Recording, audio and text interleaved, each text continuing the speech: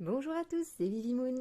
Je vous présente aujourd'hui le très connu Cymbolon aux éditions AGN.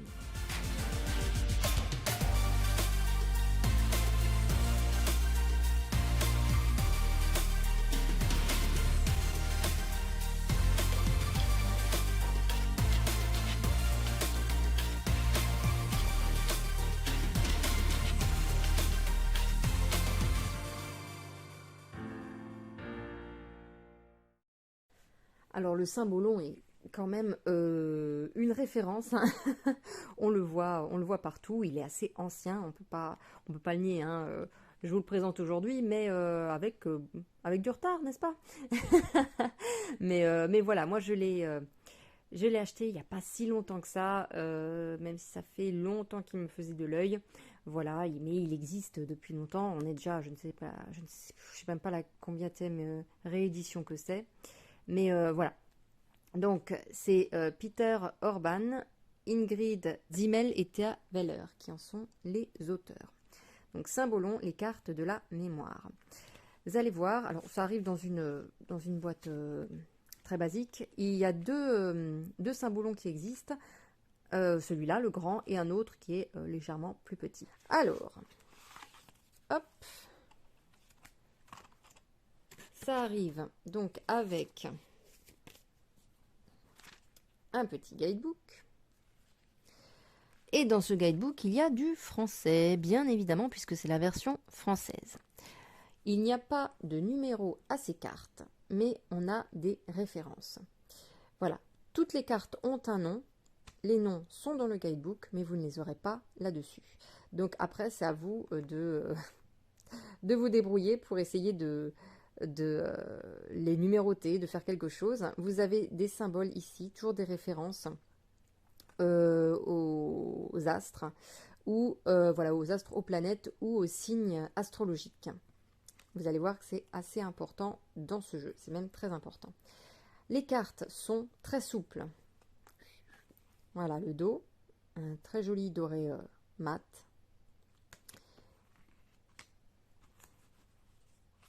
Hop, on va dans le guidebook. Donc là par exemple c'est le guerrier, il est là. Donc c'est la première carte du jeu.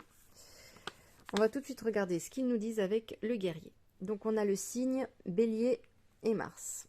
Voilà, donc Mars en bas à gauche et le signe du Bélier en haut à droite.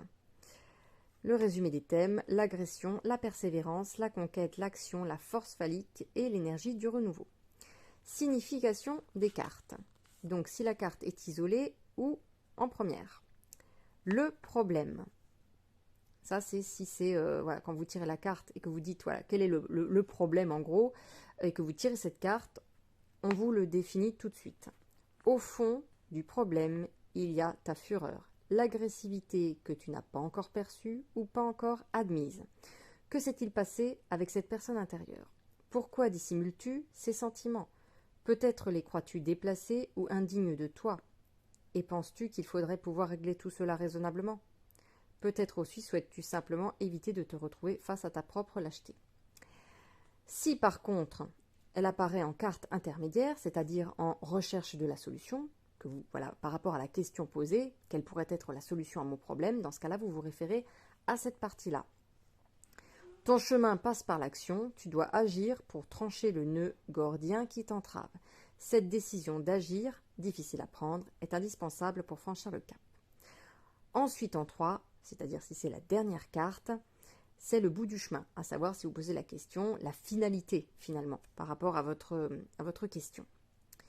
Tu retrouves ta capacité d'agir et tu as désormais la force indispensable à un renouveau. La fin du processus débouche sur un nouveau départ, sans condition, par lequel tes forces seront à nouveau réunies dans ton moi intérieur et qui permettra au guerrier qui est en toi de rejouer au prochain tour du grand jeu de la vie. Alors, il faut savoir aussi que il ne faut pas avoir peur de ce jeu. Ne l'achetez pas si vous n'avez pas envie de prendre des uppercuts en plein dans la figure. Parce que ce jeu n'y va pas par quatre chemins, il y va sans détour. S'il a quelque chose à vous dire, il va vous le dire et en général, ça fait mal. Voilà. Donc, si vous voulez quelque chose de doux, voilà, de bienveillant, passez votre chemin. Il n'est pas là pour ça, même si voilà, toutes les cartes ne sont pas tranchantes, hein, ne vous pas vous mettre une clacasse dans la figure à chaque fois, mais il faut savoir qu'il y en a certaines qui tordent un petit peu les boyaux quand même. Voilà, donc je vais vous montrer les cartes. Donc on a le guerrier, la menthe, et vous voyez ici et ici, on a deux symboles, hein. Là on a Vénus et le taureau. Ça peut vous aider, voilà, dans votre compréhension de la carte. On a le messager,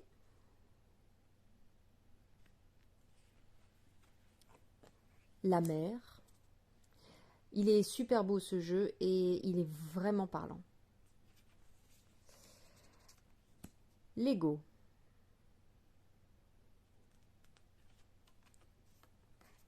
La servante. Le partenaire. Le séducteur. Le prédicateur. Le maître. Le fou. L'ange. On a parfois des références au tarot, hein. On ne peut pas le nier. Le dépit.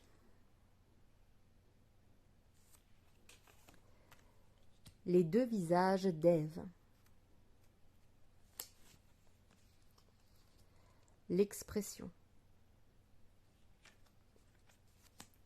L'incompatibilité. L'assistance. La famille. L'avortement. Carte très dure. Mnémosyne, qui est la déesse de la mémoire, me semble-t-il. La reine des glaces. Le détachement. Alors, je ne me réfère pas forcément avec ce jeu au guide, même si c'est toujours intéressant, hein. Il faut quand même y jeter un œil, hein. Mais en tout premier lieu, toujours, je m'inspire vraiment de l'illustration, parce qu'elle peut vraiment nous en dire beaucoup. Voilà, après on peut se référer aux petits symboles qu'on a là, et après, référez-vous au guide. Vraiment, c'est très important avec ce jeu-là de faire fonctionner son intuition avec les éléments en rapport. Le sommeil de la Belle au bois dormant. Le combat. La souveraine. Le comédien.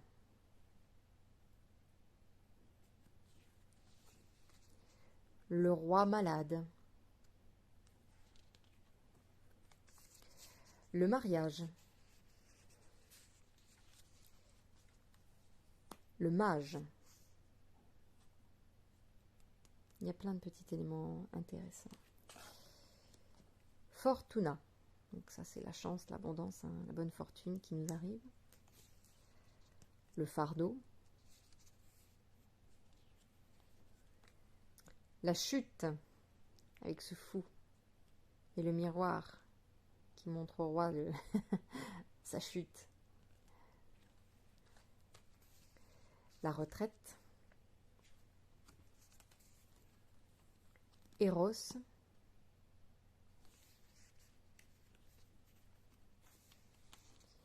Le pilori.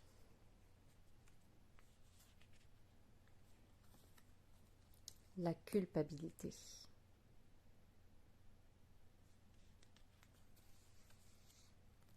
La dispute.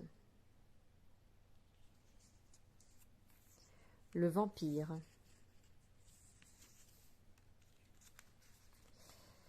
Le croisé. L'entrave. Le mauvais coucheur. Le fou allié. La méritante. L'attachement. La prison dorée. La marionnette. Matière et esprit. La responsabilité de la création.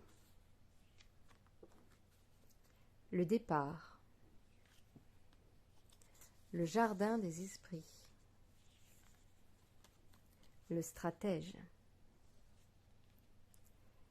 La foire aux vanités. L'enjôleur. Maître et élève. L'affliction. Le tête en l'air. Le silence. Les rapports dans la vie quotidienne. La mortification. L'inquisition. La peur. Les érignies.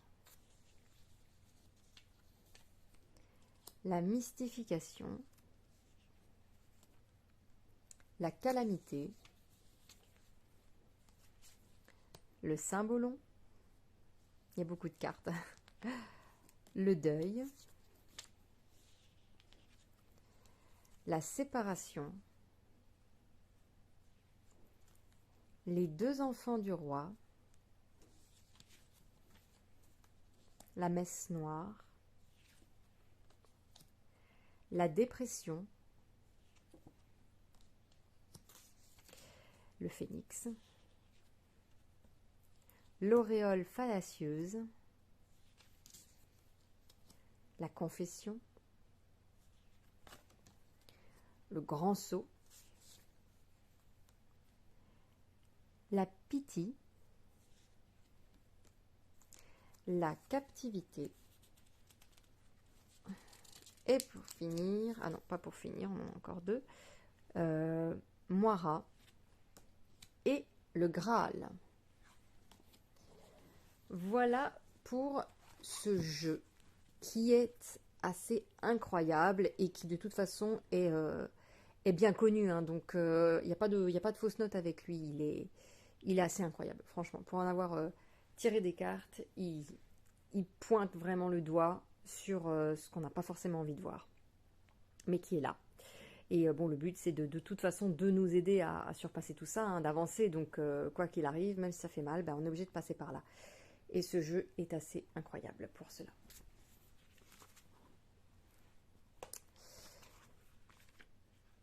Alors, par contre, effectivement, oui, j'ai oublié de vous le dire. Alors, il n'y a pas de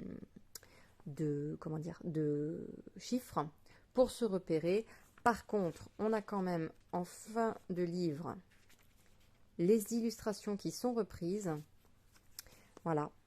Donc, il suffit à ce moment-là, quand vous avez l'illustration, de la chercher. Hein. Bon, c'est sûr, faut aller chercher l'illustration. Et ensuite, vous avez ici le numéro de la page où la retrouver. Par exemple, ici, on a cette illustration-là. Il faut aller voir en page 60. Hop. Et voilà, donc c'est la dispute. Elle est ici. On a les signes, Bélier, Balance, Mars, Vénus, le résumé des thèmes, les significations des cartes. Voilà. Alors, ce que je vous propose, c'est de faire un petit tirage. Et puis, vous verrez bien si ça percute ou pas. Alors, ce qu'on va faire, c'est un tirage, tout de suite, hein, le tirage qui fait le plus mal, hein, c'est-à-dire le problème. Voilà, comme ça, vous verrez tout de suite voilà, où je veux en venir. Vous verrez tout de suite si vous supportez ou pas le message. Hein, sachant bien sûr qu'il n'y a pas que ça. Tout dépend de la question que vous posez. Si vous êtes en recherche de solution, plutôt de pointer du doigt un problème que vous n'arrivez pas à cerner, etc. Voilà. Mais à partir du moment où on n'a pas cerné le problème, c'est difficile de trouver une solution dans tous les cas. Voilà. Donc, on va mélanger tout ça. Je vais faire 3 cartes. posez votre question dans votre tête. Voilà. Plutôt votre question, votre problème plutôt. Donc une question qui, voilà, ou une situation qui vous pose problème, que ce soit personnel, professionnel, peu importe. Quelque chose qui vous pose souci et vous aimeriez un petit peu éclaircir. Première carte. Deuxième carte. Troisième carte. Allez. Pour ceux qui ont choisi la première carte. Le phénix. Inspirez-vous de cette carte.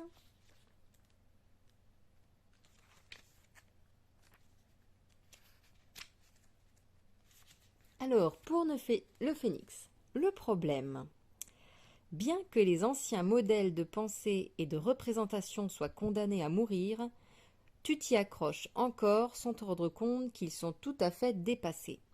D'une certaine façon, tu t'accroches à quelque chose de mort. Voilà, ça fait toujours plaisir. Donc au niveau des thèmes, on a la métamorphose, la libération de l'oiseau de l'âme, la mort et la résurrection, la désorientation, la mue. Voilà.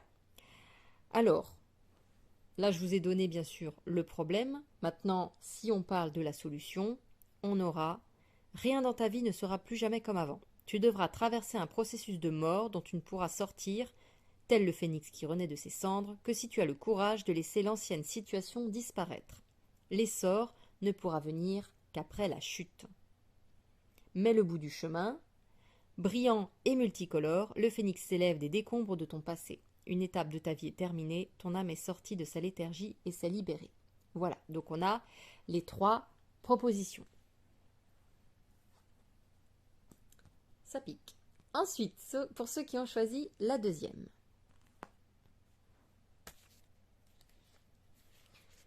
Donc on a ici le croisé, avec les signes du Bélier, du Sagittaire et les planètes Mars et Jupiter.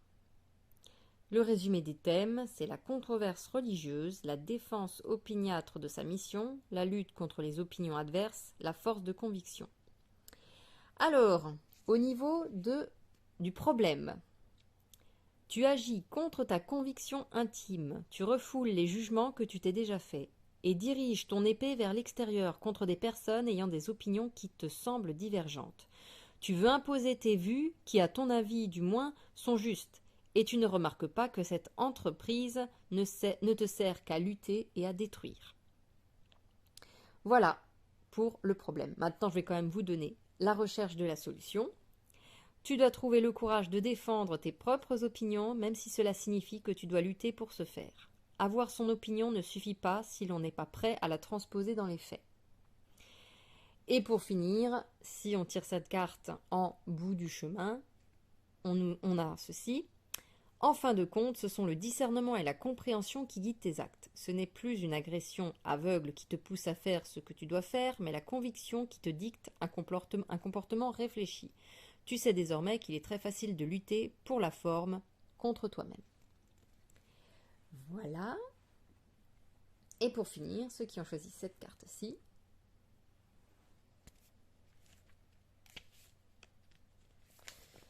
Donc on a l'assistance, avec les signes du Cancer, de la Vierge et les planètes Lune et Mercure. Donc les thèmes, les résumés des thèmes, c'est la compassion, la protection, la préoccupation, le souci des autres, l'enfant à problème ou le syndrome du secouriste. Alors maintenant parlons du problème. Tu n'as pas remarqué jusqu'à présent que quelqu'un attendait ton aide et ta compassion. Celui qui dehors attend que tu t'occupes de lui n'est évidemment que le reflet du petit enfant qui est en toi et sur lequel tu devrais te pencher. Si on regarde la recherche de la solution, prends soin de toi, soucie-toi de tes propres sentiments, ne te laisse pas distraire par les états d'âme des autres. L'enfant qui est en toi pleure et attend que tu te penches sur lui. Et si cette carte est tirée pour, on va dire, le futur, le bout du chemin, ce qui nous attend si on la suit, la relation intérieure mère-enfant est rétablie. Tu n'as plus si peur et tu ne te sens plus si désarmé et livré à toi-même car tu as appris à prendre soin de toi. Voilà, Donc il y a des cartes qui sont un peu plus cool que d'autres, et il y en a certaines, je peux vous assurer, qui sont assez violentes. Voilà. Bah, écoutez, j'espère que ce petit tirage et cette petite review vous aura plu. En tout cas, c'est un jeu qui mérite qu'on se penche sur lui, hein. Il est vraiment bien, il est vraiment très percutant. Je vous fais plein de gros bisous et puis je vous dis à très bientôt. Prenez soin de vous.